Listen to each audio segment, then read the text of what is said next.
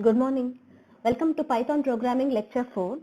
In this session, you are going to learn how to download Python and how to install it and check whether it is properly installed or not. And I'll start with a simple program, a print input or input output statements working with IDLE, and I'll explain you type checking and typecasting also. So now first, let me explain you regarding downloading of Python.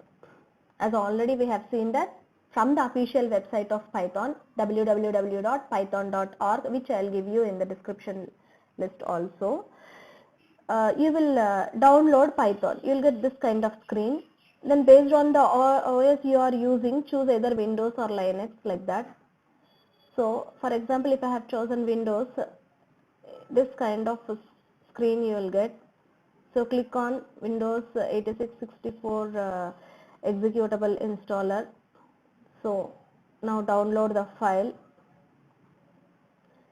One important point you have to remember while installing Python is that don't forget to click on this tick, add Python 3.7 to path.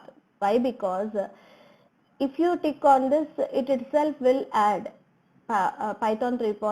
Python to path, or otherwise explicitly you need to add. So better you click on this checkbox during installation process itself. Next, setup progress is done, setup was successful. So this is how you have to download and install Python. Now we will see how you will check whether Python is installed correctly or not. So here I am running the command cmd. Click on this window symbol, start cmd.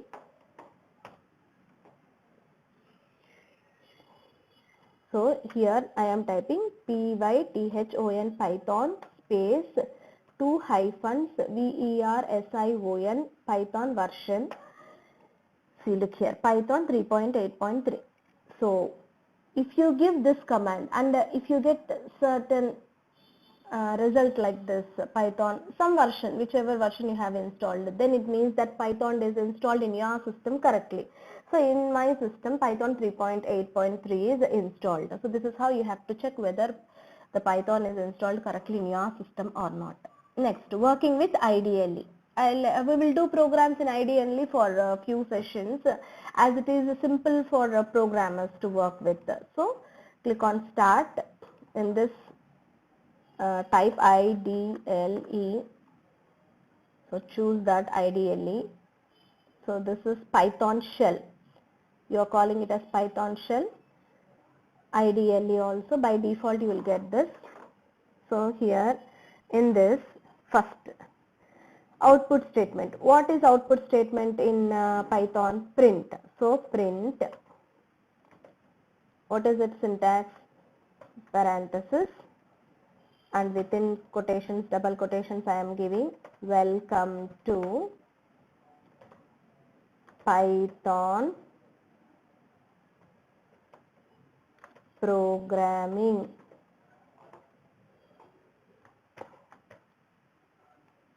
So enter. Look here, you got the output, welcome to Python programming. So no need of semicolon, no need of any other class, void, main functions. All those are not required. That is why Python is very simple to learn. Print within parenthesis you see. Now let me give this in single quote and see. Print welcome to Python, single quote, enter. So welcome to Python. Okay. Now let me give integer value and check. Print. Integer value means some whole numbers I will give. So some 56 for example. Enter. So it is taken. Now let me give a floating point number. Print 15.48. Some value I am giving. Enter. Okay, it is working. Now let me try a string that is welcome to Python without single quotation or double quotation. So print welcome. Let me see what happens. Welcome to Python.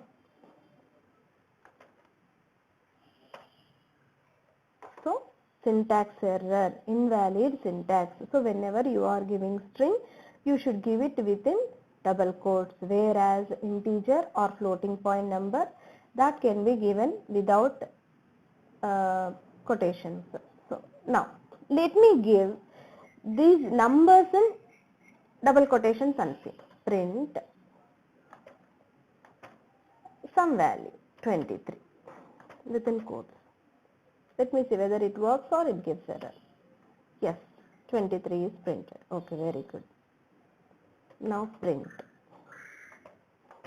some value.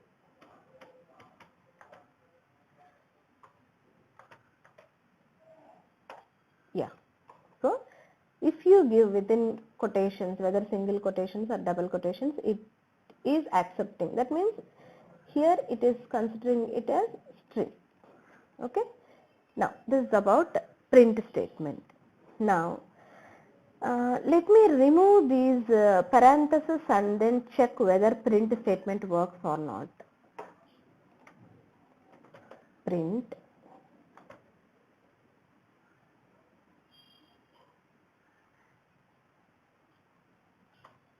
simply I will give welcome. Syntax error. So print should follow parentheses. Now once again print welcome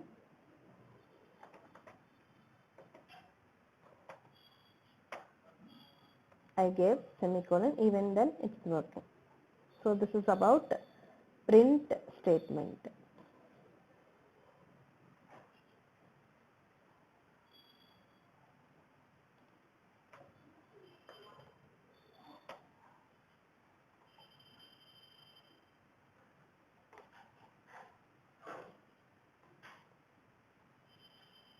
I think print statement is clear to you.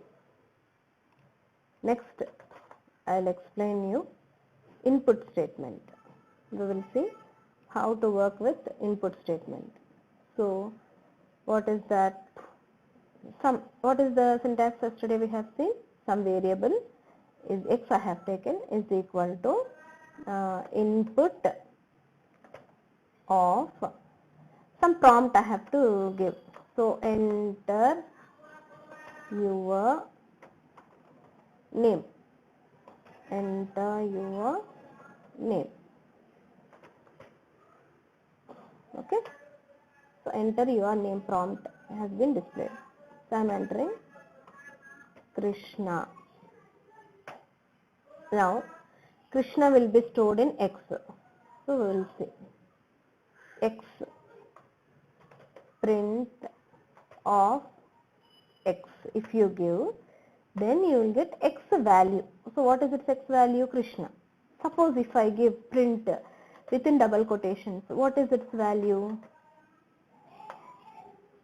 X. So if you give within double quotations, the same character will be displayed. Whatever you give within quotes, that will be displayed. Whereas if you give a variable name, then you will get its value. Now X is equal to input enter a number. Okay. So let me give colon, some space. Why? Because here you don't have any space in between. So better to give space for good readability. So enter. So enter a number. So some 95 I have entered. Now will X value contain Krishna or 95? We will check. Print X and see whether if I give X it works or not. Yes. If I give X, it is giving its value. Okay. Within quotes. We will see why it is within quotes. Next, in the same way, You can take any floating point number also. Input, enter a number with the decimal point.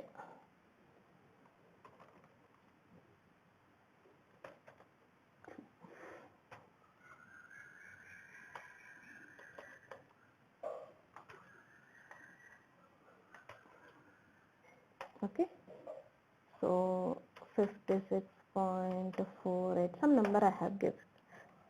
So x, if I give, it is giving like this. Print x, if I give, then you will get its value.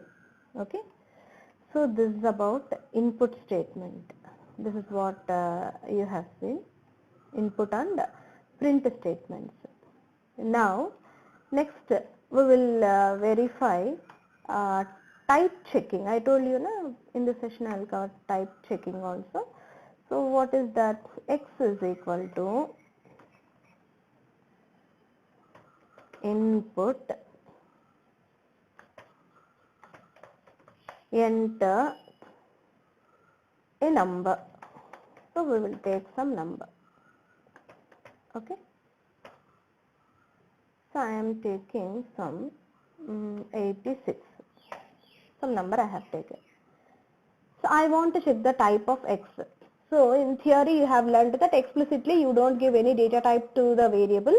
Whenever you give a number, that will be assigned to that and its data type is given. So so before that, let me take some other number also. Y is equal to input,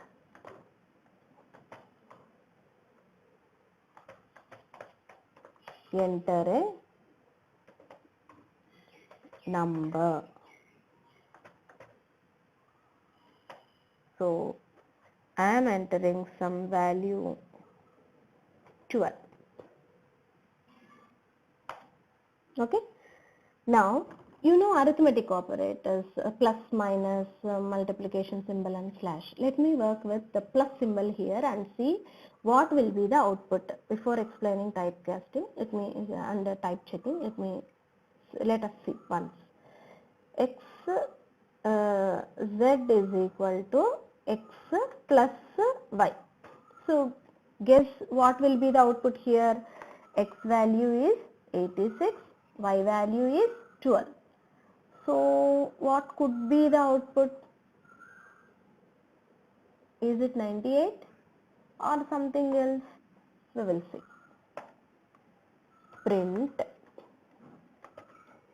z. Look here. 86, 12. They both are concatenated. So we will see the reason for that. So we will check the type. So how to check type of x? So it is string type.